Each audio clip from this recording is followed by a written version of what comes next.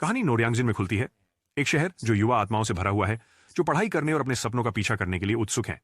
हालांकि इसके नीचे एक कठोर सच्चाई छिपी हुई है, जो इस प्रतीत होती आशाजनक जगह को युवाओं के लिए एक जीवित दुःस्वप्न में बदल देती है।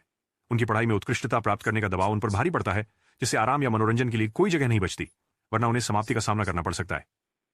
एक छोटे से मिनी मार्केट में चश्मा पहने एक युवक, जिसका नाम इनसुंग है, अपनी महिला ग्राहकों की बड़ी निष्ठा के साथ सेवा करता है। हालांकि उसका मित्रतापूर्ण स्वभाव अनजाने में एक महिला को असहज कर देता है। इसके अलावा उसके पास उत्पादों के बारे में जटिल विवरण देने की अजीब क्षमता है, जिससे कोई कसर नहीं छोड़ता।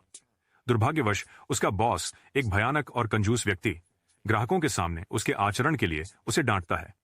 जबकि बॉस उसे फटकारता है, इनसंग का मन कल्पना की दुनिया में भटक जाता है, जहां धन और शक्ति अपने बॉस को संतोषजनक मारने में सफल हो जाता है, जिससे उसकी नाक से खून निकलने लगता है।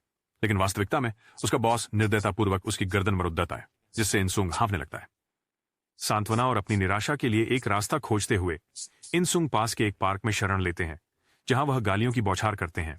धीरे धीरे खुद को शांत करते हुए वह पुलिस चयन परीक्षा के परिणाम की घोषणा की जांच करते हैं, सकारात्मक परिणाम की उम्मीद करते हुए। दुर्भाग्यवश सफल उम्मीदवारों की सूची में उनका पंजीकरण नंबर नहीं होता। निराशा का बोझ उस पर भारी पड़ता है, जिससे उसका आत्मविश्वास घट जाता है। एक मार्मिक क्षण में जेसोप, एक और युवा व्यक्ति, इनसुंग के साधारण बोर्डिंग रूम में आता है। वहां वह इनसुंग को झुके हुए उदासी में खोया हुआ पाता है। सांत्वना देने के लिए जेसोप खुलासा करता है कि वह भी पुलिस अकादमी की प्रवेश परीक्षा में नाकाम रहा है। भावनाओं से अभिभूत इनसुंग आंसुओं के साथ जेसोप को बताता है कि उसकी उदासी सिर्फ परीक्षा में असफलता के कारण नहीं है, बल्कि हाल ही में उसकी गर्लफ्रेंड सोरा से टूटे हुए रिश्ते के कारण भी है। इनसुंग की बदकिस्मतियों का सिलसिला बिना रुके जारी रहा। अपने कमरे में लौटने पर उसने पाया कि उसकी चीजें गलियारे में बिखरी पड़ी हैं, जिससे यह स्पष्ट था कि उसे 2 महीने का किराया नहीं देने के कारण निकाल दिया गया है। भ्रम और गरीबी ने उसे घेर लिया, जिससे उसे उसके काम की सुविधा स्टोर में शरण लेना पड़ा, जहां वह सोने में सांत्वना पाता था। हालांकि उसका आराम तब टूट गया जब अगली सुबह उसके बॉस ने उसके पैर पर दर्दनाक लात मारी, बेदर्दी से उसे जगाया। अपमान की स्थिति में उसके बॉस ने तुरंत उसे निकाल दिया। न केवल उसकी मजदूरी रोकी, बल्कि किसी भी प्रकार की सहानुभूति भी नहीं दिखाई। बाद में उस दोपहर इनसुंग जेसोप से मिला और अपनी दुख भरी कहानी साझा की। आशा की एक किरण तलाशते हुए उसने अपने सेलफोन पर नौकरी के विज्ञापन देखे। संयोगवश उसे एक ऐसा पद मिला जो अच्छी तनख्वाह दे रहा था, जो केवल 3 दिन और 2 रातों के काम की आवश्यकता थी। खुशी से अभिभूत होकर उसने विजयी चीख निकाली और नौकरी के लिए आवेदन करने में कोई समय नहीं गंवाया। इनसुंग को नहीं पता था कि जिस नौकरी का वह पीछा कर रहा था वह एक क्लिनिकल परीक्षण था, जिसे एक्सपेरिमेंट 000 कहा जाता था। जीवन में नई फार्मास्यूटिकल दवा का परीक्षण। जैसे ही फार्मास्यूटिकल कंपनियां दवा के प्रभावों को मापने के लिए इच्छुक प्रतिभागियों की तलाश कर रही थीं, इनसुंग ने खुद को इस अवसर के लिए प्रतिस्पर्धा करने वाले अनेक आवेदकों के बीच पाया। अस्पताल में इनसुंग ने वजन माप और ब्लड टेस्ट जैसे कठोर चयन प्रक्रिया से गुजरना पड़ा। 3 दिन अस्पताल की 4 दीवारी में बिताने के बाद, जहां उनकी केवल हिदायत थी कि बैठें, खाएं, दवा लें और चुप रहें, अंततः इनसुंग और अन्य आवेदकों को छुट्टी दे दी गई। न केवल उन्हें उनका वेतन मिला, बल्कि उनके समय के लिए भी उन्हें मुआवजा दिया गया।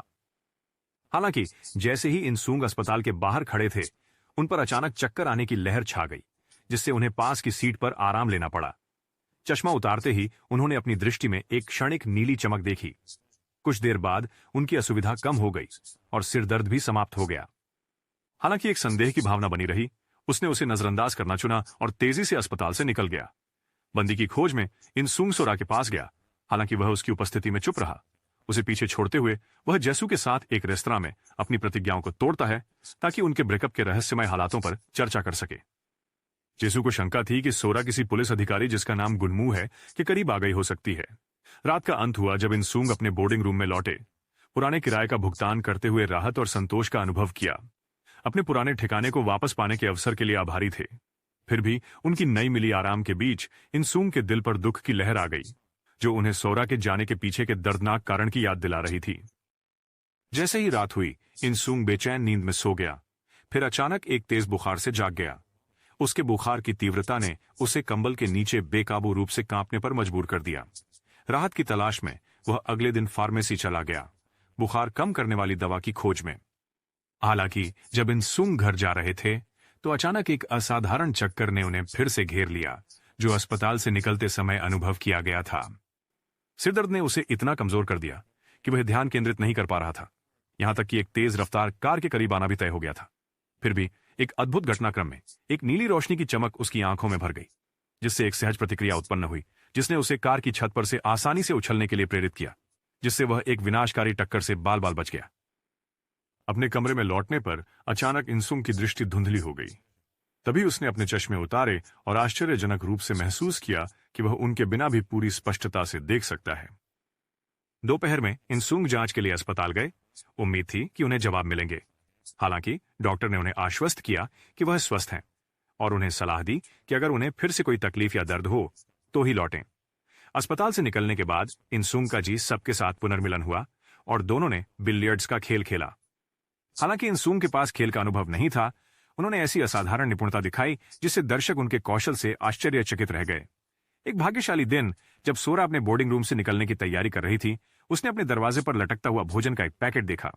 अपनी जल्दीबाजी में उसने इस पर अधिक ध्यान नहीं दिया, क्योंकि उसके सामने एक अप्रत्याशित नौकरी का अवसर था जो उसकी तत्काल ध्यान देने की मांग करता था। जैसे ही वह निकली, वह गणमो से टकराई, जो गश्त पर था। गणमो ने सोरा को लिफ्ट देने की पेशकश की और ज्यादा सोचे बिना वह मोटर बाइक पर बैठ गई। दूर से इंसुंग ने यह दृश्य देखा। उसके दिल में जलन की आग थी।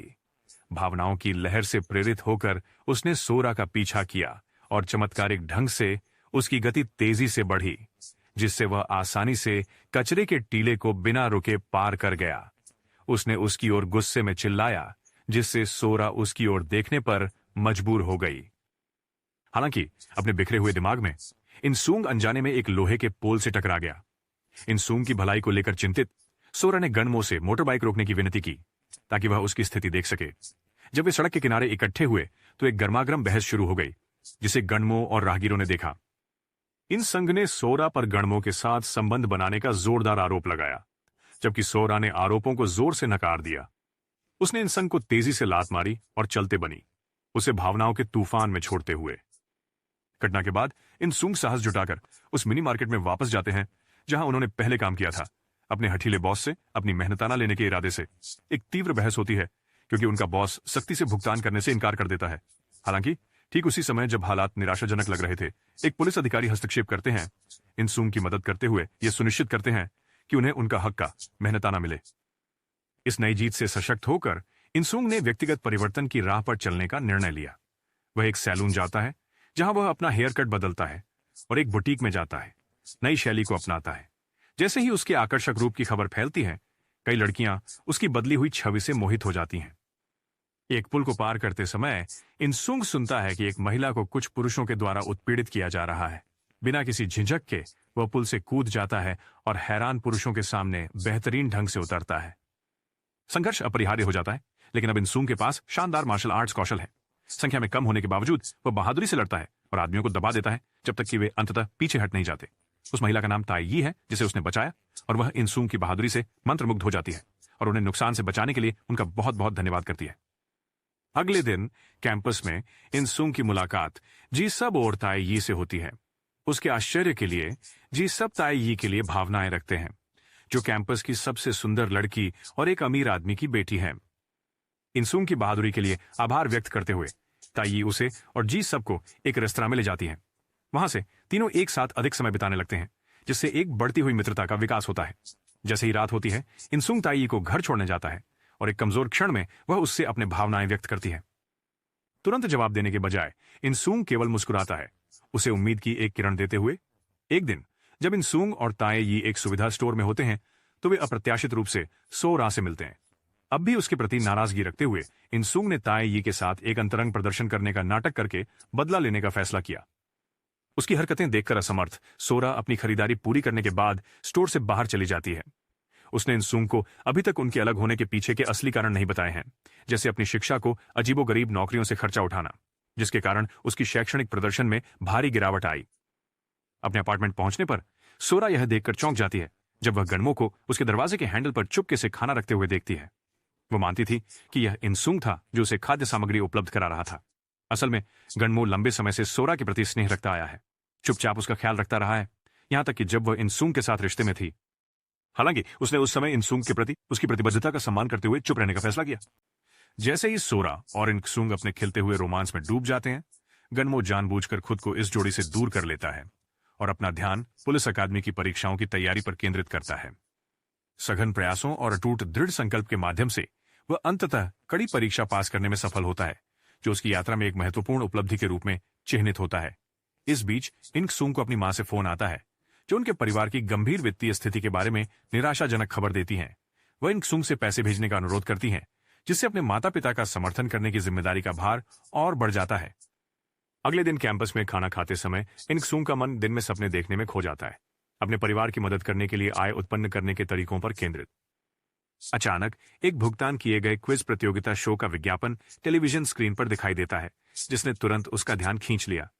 अवसर का लाभ उठाते हुए इनक्सुंग प्रतियोगिता के लिए पंजीकरण करने का मन बना लेता है, अपनी जन्मजात सुपर इंटेलिजेंस के बल पर, जो पिछले ड्रग प्रयोग का परिणाम था जिसने उसकी स्मरण शक्ति को बढ़ा दिया था। अपनी क्षमताओं पर विश्वास करते हुए उसे लगता है कि क्विज प्रतियोगिता में जीत उसकी पहुंच में है। अगले दिन इनक्सुंग क्विज प्रतियोगिता की मेजबानी करने वाले टेलीविजन स्टेशन पर पहुंचता है, प्रतिभागी चयन प्रक्रिया में भाग लेने के लिए उत्सुक। प्रत्येक प्रतिभागी को शो के निर्माताओं द्वारा तैयार किए गए लिखित परीक्षाओं की श्रृंखला से गुजरना पड़ता है। जब इनक्सुंग प्रश्न पत्र प्राप्त करता है तो उसके चेहरे पर मुस्कान आ जाती है, क्योंकि वह सवालों को अपेक्षाकृत आसान मानता है। क्विज प्रतियोगिता होती है, जिसका अंत इनक्सुंग के पहले स्थान पर रहने के साथ होता है, जिससे उसे 5 मिलियन वोन का शानदार पुरस्कार मिलता है। अगले दिन इनक्सुंग अपने माता पिता के घर लौटकर तुरंत अपनी जीत का कुछ हिस्सा उनके साथ साझा करते हैं। उनकी बातचीत के दौरान इनक्सुंग की मां सोरा की अनुपस्थिति के बारे में पूछती हैं, ये देखते हुए कि वह अक्सर उनके घर आती है। सच छुपाने का निर्णय लेते हुए इनक्सुंग चुप रहते हैं, ये प्रकट नहीं करते कि उनका संबंध सोरा के साथ समाप्त हो गया है। समय तेजी से बीतता है और इनक्सुंग को अपने माता पिता को अलविदा कहकर नोरयांगजिन के परिचित शहर की ओर लौटना पड़ता है। हालांकि सोरा के कमरे से एक अजीब आवाज आती है, जिससे इनक्सुंग चिंतित हो जाता है। उसे अस्वस्थ और बेहोश पाकर वह जल्दबाजी में उसे अस्पताल ले जाता है।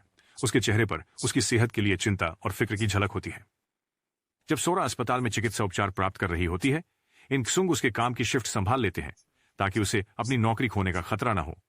जब सोरा होश में आती है और ठीक होती है, तो वह अपनी कार्यस्थल पर जल्दी से जाती है, इनक्सुंग से मिलकर अपनी बीमारी के कारण हुए अंतर को पाटने की उत्सुकता के साथ।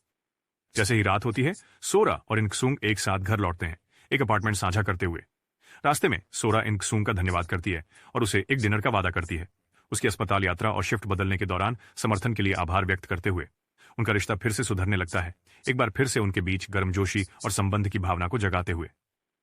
बाद में इनक्सुंग और सोरा की अनायास ही मुलाकात ताई और गनमो से हो जाती है। वे चारों अलग हो जाते हैं। इनक्सुंग ताई के साथ जाते हैं, जबकि सोरा गनमो के साथ चलती है। नतीजतन इनक्सुंग और सोरा को एक साथ रात का खाना खाने का मौका नहीं मिलता। हालांकि इनकीएसवीएनजी को ताई के साथ जाते हुए देख सोंगरा का मन निराश और प्रेरणाहीन हो जाता है। उसी रात सोंगरा एक कठिन निर्णय लेते हुए गनमो के साथ संबंध में आने का निर्णय करती है। गनमो अपने प्यार के प्रतिदान में अभिभूत होकर खुश होता है। दूसरी ओर इनकीएसवीएनजी और ताई साथ में खाना खाते हैं। फिर भी भीतर से इनक्सुंग और सोरा दोनों के मन में एक दूसरे के विचार हैं और उनके वर्तमान साथी उन्हें सच्ची खुशी देने में असफल होते हैं। एक दिन एक साझा स्मृति इनक्सुंग और सोरा के दिलों में फिर से उभरती है।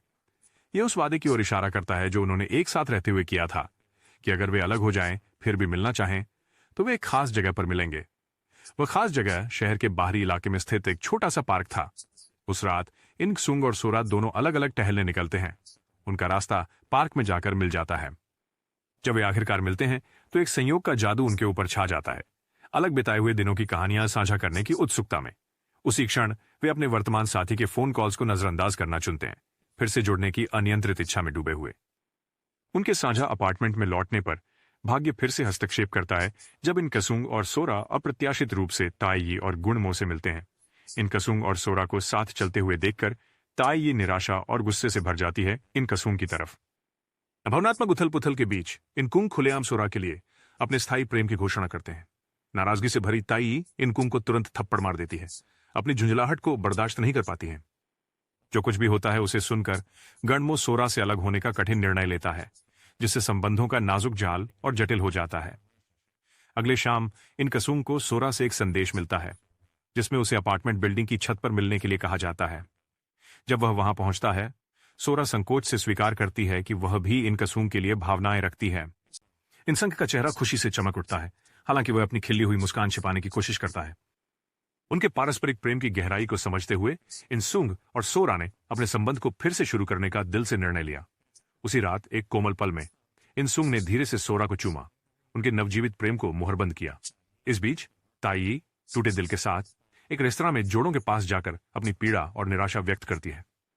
उसे भावनात्मक रूप से भड़कने के कारण इतनी हलचल हो जाती है कि रेस्तरां के मालिक को पुलिस बुलाने के लिए मजबूर होना पड़ता है। संयोगवश उस रात ड्यूटी पर अधिकारी गोंगमू होता है। गोंगमू ने परेशान महिला को ताई के रूप में पहचानते ही उसे जल्दी से एक शांत जगह ले जाते हैं। उसकी परेशान दिल को सुकून देने के लिए सांत्वना देते हैं। अपनी भावनाओं से अभिभूत होकर ताई गोंगमू के सामने रो पड़ती है। उसकी संवेदनशीलता से प्रभावित होकर गोंगमू सहज रूप से अपना हाथ उसके चारों ओर रखता है, उसे एक नरम कंधा प्रदान करते हुए। इंसुंग और सोरा एक साथ कीमती पल साझा करते रहते हैं, लेकिन एक रात इंसुंग अचानक बुखार और ठंड लगने की अकुलाहट से घिर जाता है। उसके चेहरे पर लाल झाइयां भी विकसित हो जाती हैं।